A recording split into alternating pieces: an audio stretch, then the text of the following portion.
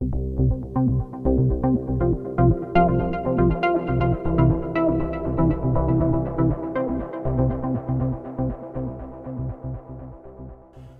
is going on, everyone?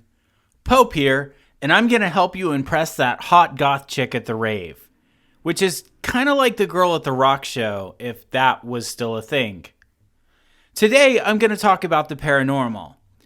In my life, I cannot definitively say that I have had any paranormal experiences.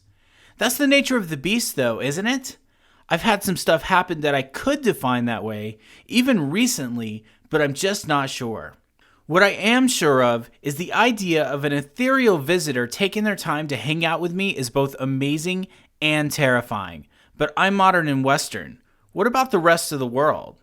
Generally speaking, humans have held some type of belief in the paranormal since we started walking upright.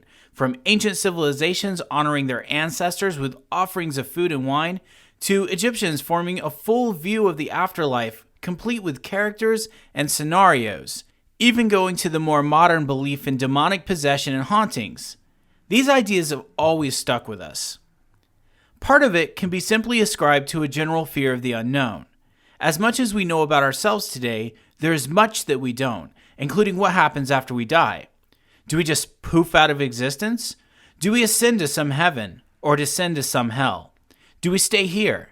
Well, if I stay on Earth, I call dibs on haunting the bunny ranch. Just saying. Paranormal experiences were, historically, not always described as spooky or dangerous either. People speaking to their dead relatives in ancient times was seen as a good thing in some cultures, such as African and Mayan. It was a reminder that their ancestors were watching them and rooting for them. In some parts of the world, it is still practiced, with notable cultures being Chinese and Indian. Not only that, but I think a lot of us in America and a lot of the Western world also talk to relatives as well, although I would say it's probably not as formalized.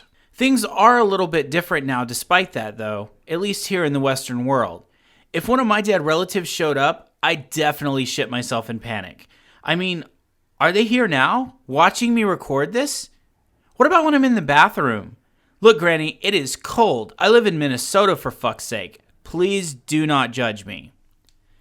Speaking of hauntings, in the U.S., the earliest documented haunting I could find was in the year 1799, recounted by a Reverend Abraham Cummings, who was traveling through Maine. According to documentation of the incident, this haunting had several features of interest. The short version of his story is that he and a group of 31 eyewitnesses saw a ball of light turn into a woman, who walked around for a bit before dissipating. She was believed to be the ghost of a Nellie Butler, who had died a few years previously. What makes this early case so interesting is that in the account, there's not a shred of fear. To the Rev, it was a sign from God and made perfect sense to see her. Now, hauntings have evolved somewhat in the modern day, and today they seem to be more of a mixed bag. Some are described as scary, others are happy, some are even apparently sexy. Ray was a ghostbuster indeed. Hey, don't look at me like that.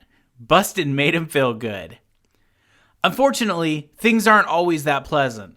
Along with the rise of certain religious beliefs, belief in certain forms of paranormal experiences rose along with them. Specifically, I'm talking about witches and demons. The idea here was that witches could call upon the powers of Satan and his minions in order to accomplish some earthly goal.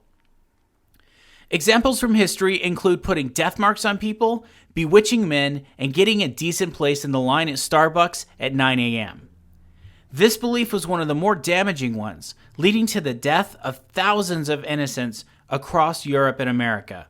We discuss it a bit in our podcast on the witch, which was influenced by this period in history. Later, the paranormal expanded to a large variety of different experiences, none of which seemed to be good. Alien abductions and the unavoidable anal probe, which isn't all that weird. My wife has been asking to probe me for years. Hard pass.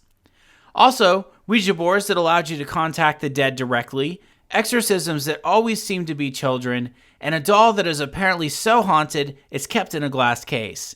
The idea of visitations from beings we can't see, understand, or explain is as old as time itself, and it shows no signs of going away. Is any of it real? I don't know. I myself have had experiences that I don't fully understand, and some people I know have given very in-depth accounts of their brushes with the other side. I'm hesitant to give an opinion one way or the other because I'm not them and haven't lived their lives. I can say, however, that if they're telling the truth, I can advise you never to party in cemeteries at night. Although you probably shouldn't anyway. Everyone knows that the monster mash occurs regularly in cemeteries, as it is a graveyard smash. That's all I have for you today, short and sweet as always. Have you ever had a paranormal experience? Tell me all about it in the comments. Make sure to like and subscribe as well, or I might just have to call up the aforementioned doll to talk you into it. Until next time.